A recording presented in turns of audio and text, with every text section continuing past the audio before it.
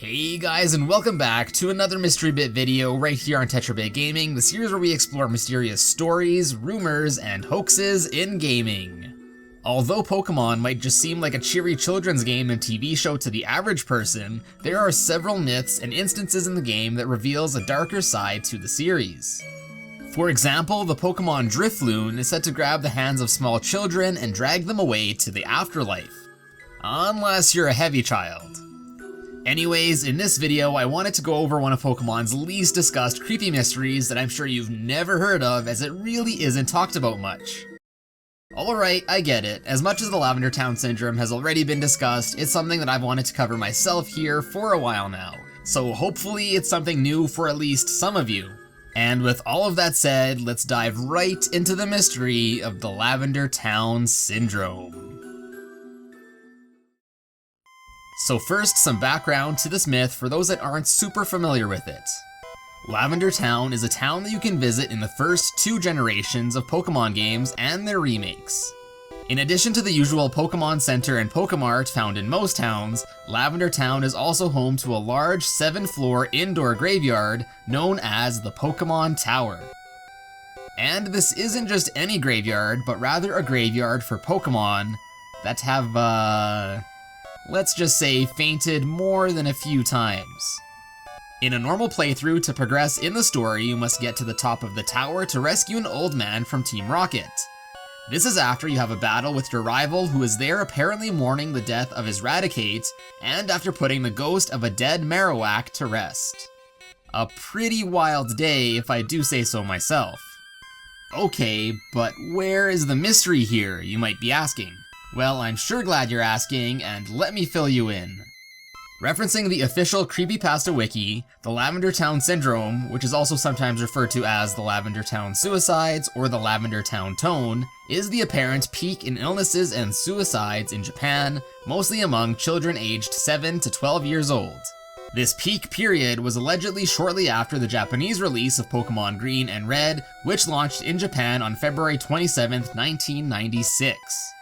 It is said that this string of suicides and illness had mostly occurred to children playing the Pokemon games shortly after they had reached the Lavender Town section in the game. At first, people were puzzled as to why this was happening, but they soon came to the conclusion that it must have something to do with the music heard in the area, which had high frequencies. And the reason it was only affecting younger children was because, as studies have shown, there are certain high frequencies that only children can hear. Let's have a quick listen to this infamous song that had allegedly caused all of these problems.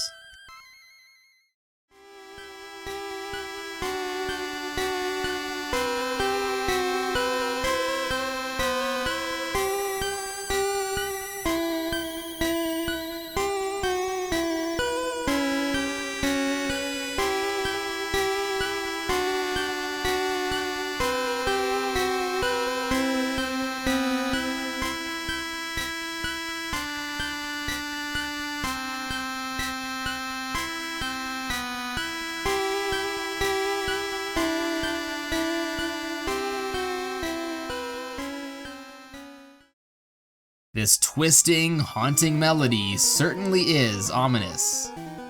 Rumor has it that due to the effects of the Lavender Town music, upwards of 200 children had reportedly taken their life, while many more had suffered from other ailments such as severe headaches.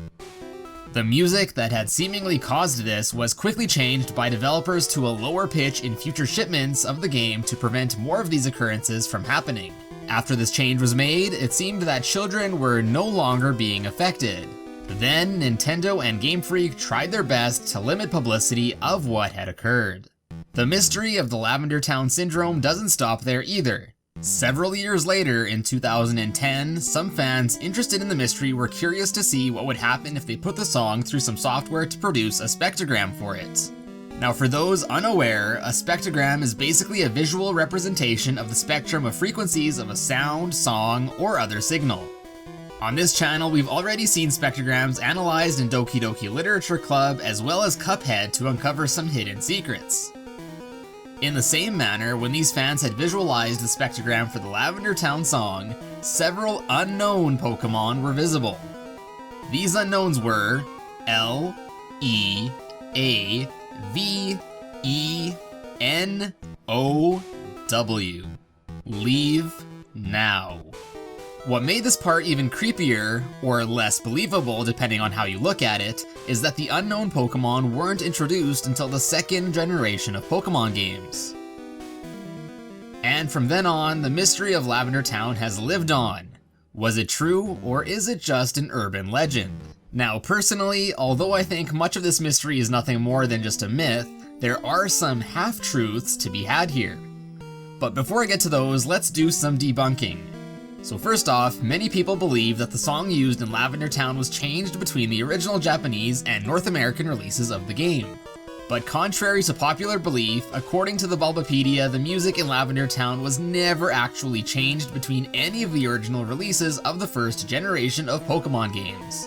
Yep, so all of those so-called original Japanese versions are most likely just fan remakes. Some fans have even called out these remixes for using more audio channels than the Game Boy can even support.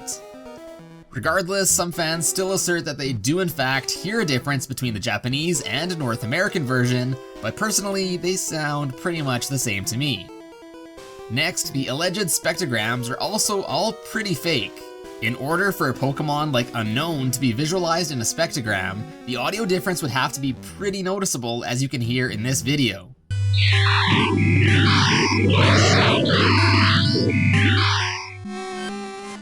Nothing this out of place is heard in the original songs, and if there was anything this out of place, I don't think it would have taken fans over 10 years to try and visualize it in a spectrogram.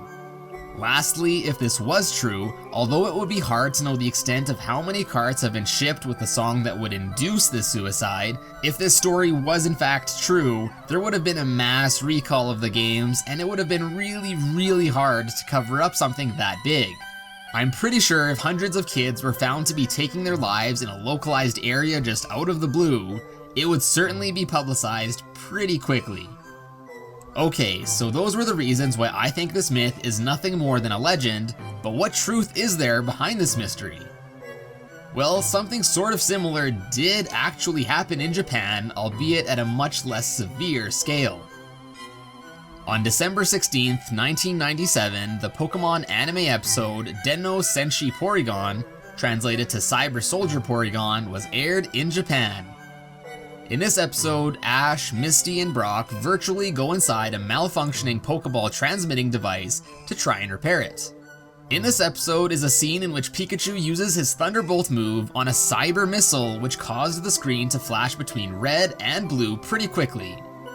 As a result of this scene, almost 700 viewers were taken to hospitals due to having a photo-induced seizure, and 2 of these viewers were hospitalized for more than 2 weeks.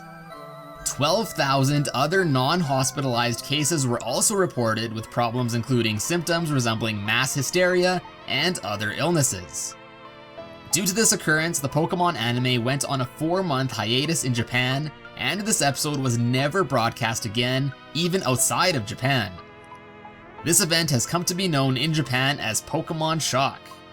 Interestingly, there was an article printed in USA Today that assured Americans that American children aren't likely to suffer seizures provoked by TV cartoons because American networks don't air the graphic Japanese cartoons known as anime.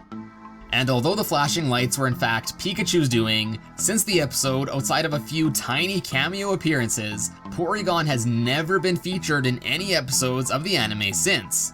Similarly to how we haven't seen any Kadabra Pokemon trading cards since like 2003. As you can see, the Pokemon Shock has a lot of parallels with the myth of the Lavender Town Syndrome, and I'm sure the myth has taken big inspirations from this event. The next question that the Lavender Town mystery poses is it possible for a person to be driven to suicidal tendencies just from hearing certain sounds? This really reminds me of the Polybius mystery, in which illnesses were also allegedly caused by that arcade machine. The extent of the effects of subliminal messaging, both visual and auditory, and whether or not it could actually induce psychosis or illness is still a point of debate. The one prime real-life documented example of attempted mind control of this nature is Project MK Ultra. This was a documented CIA experiment in which the mental states of some patients were manipulated with the use of drugs, sensory deprivation, as well as audio and visual catalysts.